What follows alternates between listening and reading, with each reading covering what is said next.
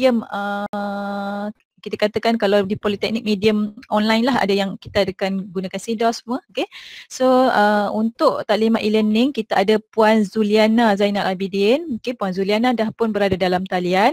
So saya akan serahkan taklimat ni kepada Puan Zuliana. Jemput Puan Zuliana. Okay, terima kasih Puan Nurji. Assalamualaikum dan selamat sejahtera. Tahniah dan selamat datang kepada semua pelajar baru ke Politeknik Port Dickson.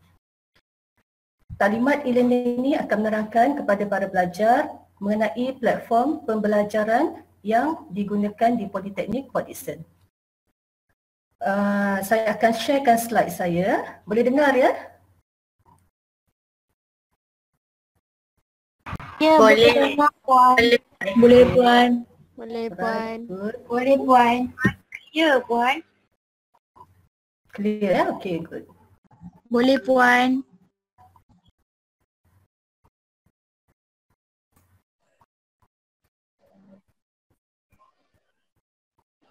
Boleh Puan. Okay, semua nampak slide saya? Nampak Puan. Nampak. Nampak Puan. Nampak Puan. Boleh ma'am. Okey, terlebih dahulu saya perkenalkan AJK untuk unit e-learning Politeknik Port Dickson ya. So unit e-learning Politeknik Port Dickson terdiri daripada saya sendiri, Puan Zuliana Zainal Abidin sebagai penyelaras dan dibantu oleh Puan Nasriah Haji Adnan, Puan Nurianti Samsudin dan Cik Idli Akila Ismail. Okay, sebagaimana yang kita semua sedia maklum, ekoran daripada pandemik COVID-19 ini, semua pembelajaran akan diadakan secara atas talian kecuali bagi kursus yang mempunyai amali ataupun praktikal. Jadi platform utama yang digunakan oleh pensyarah di Politeknik Port Dickson adalah CDOS. CDOS merupakan singkatan kepada Curriculum Information Document Online System. Manakala LMS pula merujuk kepada Learning Management System. CDOS ini dibangunkan oleh bahagian instruksional dan pembelajaran digital Jabatan Pendidikan Politeknik dan College Committee. Untuk makluman para pelajar, setiap politeknik mempunyai platform CDOS masing-masing. Walau bagaimanapun, pelajar-pelajar di Poli PD hanya boleh masuk ke LMS Poli PD sahaja. Berikut merupakan fungsi CDOS. Okay, pertama, memudahkan pelajar untuk mengulang kaji pelajaran atas talian kerana semua bahan pembelajaran telah dimuat turun oleh pensyarah kursus masing-masing. Okay, yang kedua, membolehkan pelajar mendapatkan nota daripada pensyarah sama ada dalam bentuk slide PowerPoint, file PDF, website, e-book atau video. Okay, yang ketiga, pelajar boleh melaksanakan dan menghantar tugasan serta kuis secara atas talian. Keempat, pelajar boleh berinteraksi dengan pensyarah secara atas talian melalui perbincangan di forum, chat dan Big Blue Button. Terdapat dua kaedah untuk log masuk ke CDOS.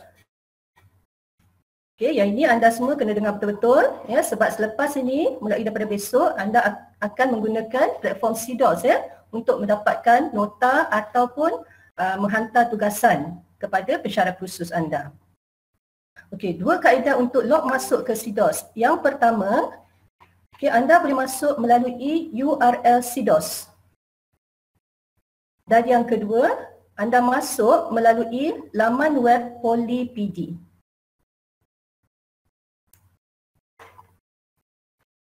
Jika pelajar menggunakan kaedah yang pertama, so anda typekan cdos.edu.my pada browser seperti Mozilla Firefox ataupun Google Chrome.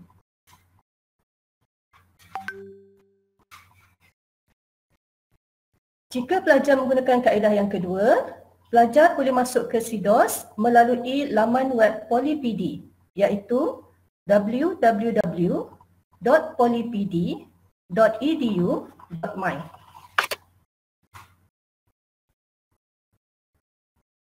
Untuk kaedah yang kedua, setelah anda masuk ke laman web PolyPD, sila pilih menu pelajar dan seterusnya pilih manual SPMP dan SIDOS.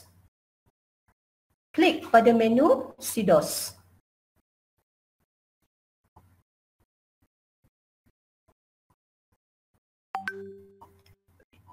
Ini merupakan interface utama SIDOS. Untuk log masuk ke dalam platform, sila klik pada ikon user.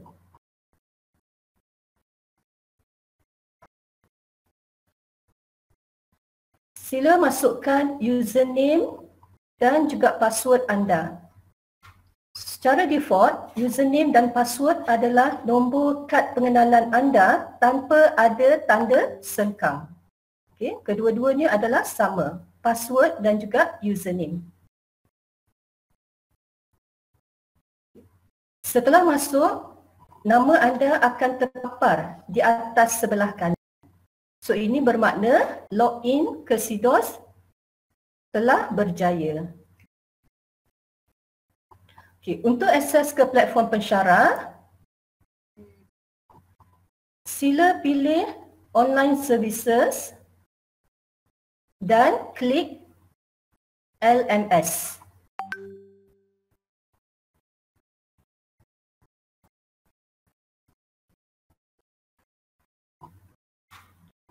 Okay, kemudian klik pada site home dekat atas sebelah kiri. Okay, pilih jabatan pada kos kategori. Okay, suka saya ingatkan di sini, okay, jabatan di sini bermakna jabatan di mana pensyarah kursus anda berada. Okay. Sebagai contoh, jika pensyarah kursus anda berada di jabatan perdagangan, so pilih jabatan perdagangan. Okay. Kalau anda ambil subjek moral ataupun agama, pensyarah itu berada di jabatan pengajian am, pilih jabatan pengajian am. Okay. Seterusnya pilih program.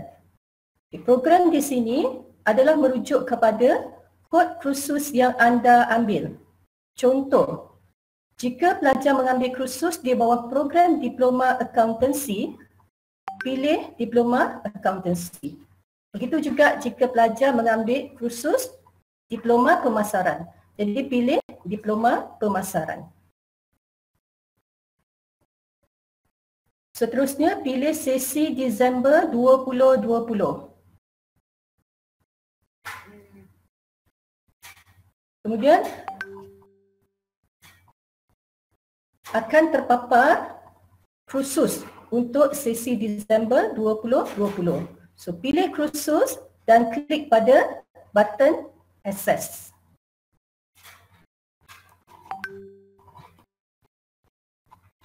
Sila masukkan enrollment key yang akan diberi oleh pensyarah kursus masing-masing. Enrollment key di sini bermaksud password bagi setiap kelas untuk sesuatu kursus. So yang ini akan diberi oleh pensyarah kursus masing-masing nanti. Kemudian selepas anda masukkan enrollment key ataupun password tadi, klik enroll me. Jadi ini merupakan interface platform kursus yang anda telah pilih.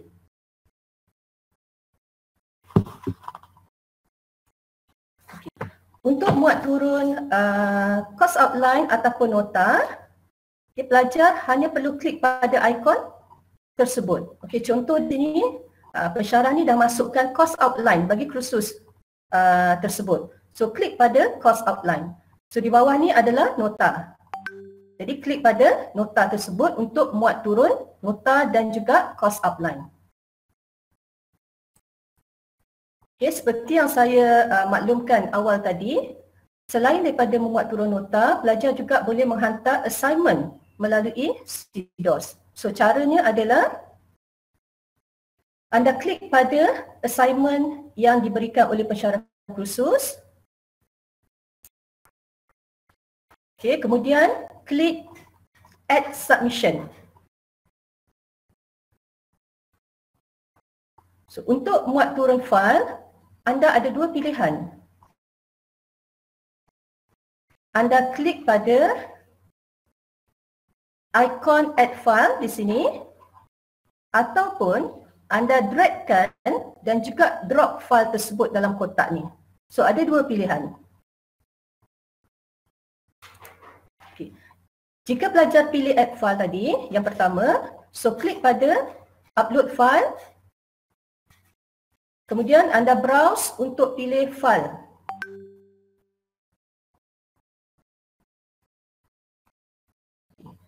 So, pilih file, kemudian klik open.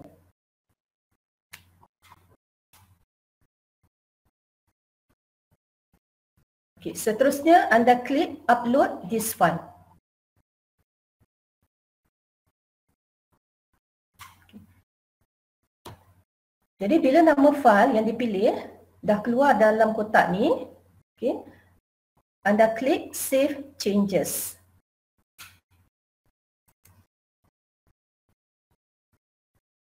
So, bila nama file yang dipilih telah keluar seperti yang terpapar ni, bermakna assignment ataupun tugasan anda telah berjaya di-upload. Akhir sekali, pelajar hanya perlu klik submit assignment.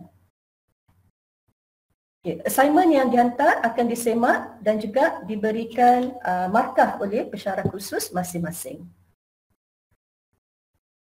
Okay, seterusnya, anda juga boleh attempt ataupun melaksanakan kuis dalam CDOS. So, caranya, anda klik pada ikon kuis. Okay, kemudian paparan ini akan keluar. Jadi, kalau tengok ini merupakan arahan kepada kuis yang akan anda laksanakan. Okay. Jadi, semua ini akan di setting oleh pensyarah kursus masing-masing. So, attempt allowed bermakna anda hanya boleh attempt ataupun ambil kuis ini sekali sahaja. So, dinyatakan juga bila kuis ini akan dibuka, iaitu pada 6 Mac 2021 pada jam 11 pagi. Dan kuis akan tutup pada hari yang sama jam 11 malam. So, bermakna pelajar ada 12 jam untuk menjawab kuis ini. Tetapi masa untuk menjawab adalah 20 minit sahaja.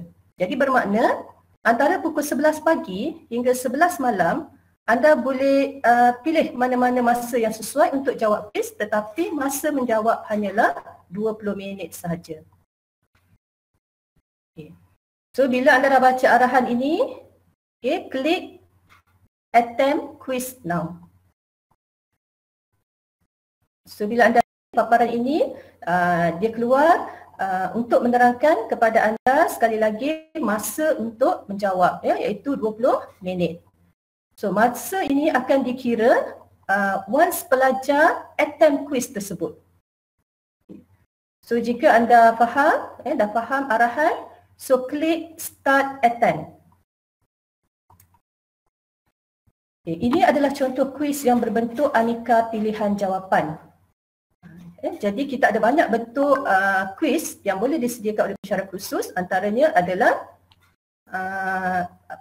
soalan yang berbentuk aneka pilihan jawapan, betul atau salah, ataupun padan, matching.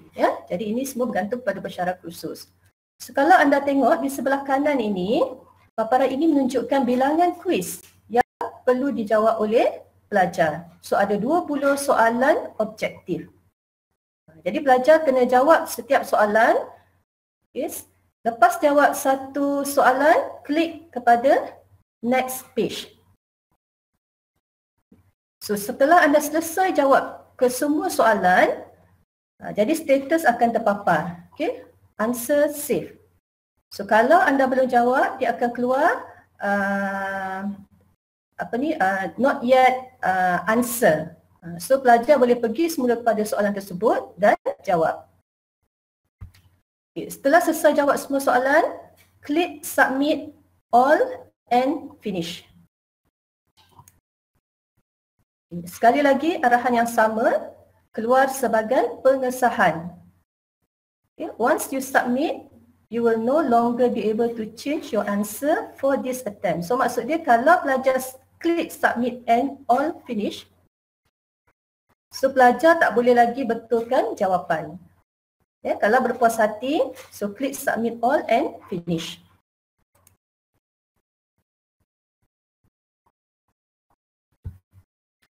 Okey, setelah kuis dihantar, anda akan dapat lihat semula kuis yang telah anda jawab berserta dengan jawapan yang betul. So contoh soalan yang pertama tadi, anda jawab A, tapi jawapan dia salah. Sebenarnya jawapan dia adalah B. So dekat bawah ni dia dah bagi dah jawapan yang betul. Di sebelah atas kanan ni, ini adalah dia menunjukkan jawapan yang betul dan juga jawapan yang salah semasa anda menjawab kuis tadi. So hanya ada 3 saja jawapan yang betul, yang lain semua salah. Sini juga di paparan juga dinyatakan bila anda mula kuis, bila tamat masa yang diambil untuk melaksanakan kuis dan juga berapa grade yang anda dapat. Walau bagaimanapun, paparan ini bergantung kepada setting yang dibuat oleh pensyarah kursus. Kalau pensyarah kursus tak set untuk paparkan markah anda, jadi dia tak akan keluar. So ini paparan yang terakhir untuk kuis lah. Jadi anda punya markah adalah 15/100.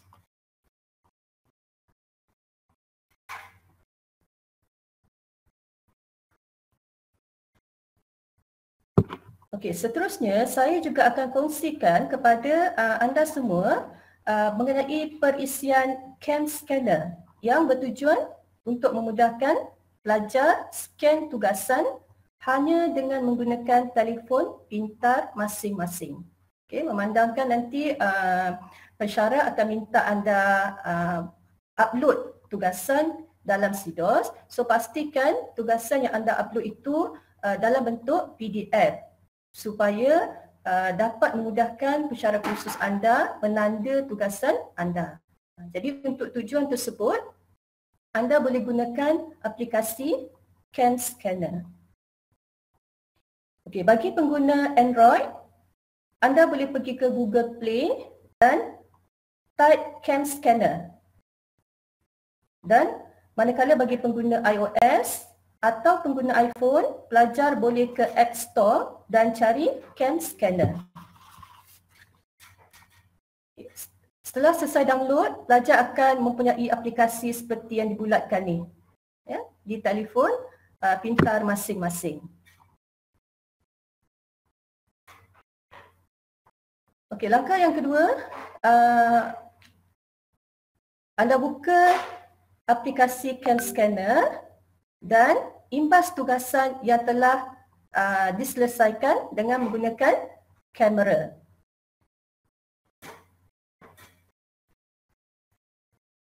Okey. Pelajar boleh crop mana-mana bahagian tugasan yang dikendaki.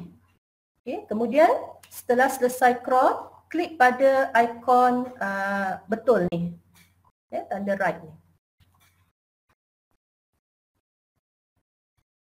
Okey. Pelajar diberi pilihan sama ada nak save ataupun nak kongsi ataupun upload bahan tersebut. Okay, jika pelajar ingin simpan bahan ke dalam galeri, sambungkan telefon pintar anda ke laptop atau PC melalui sambungan USB.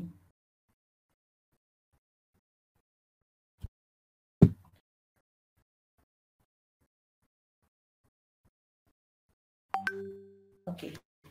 So demikianlah penerangan ringkas mengenai platform SIDOS yang akan digunakan oleh para pelajar sepanjang semester ini. Saya harap dengan penerangan ringkas ini dapat membantu anda semua menjalani pembelajaran secara atas talian dengan lebih mudah dan berkesan. Jadi jika terdapat sebarang pertanyaan, pelajar bolehlah berhubung dengan mana-mana pegawai e-learning di jabatan seperti yang saya tunjukkan di slide ini. Ya. Okey, itu saja untuk taklimat ringkas e-learning pagi ini. Sekian, Assalamualaikum warahmatullahi wabarakatuh.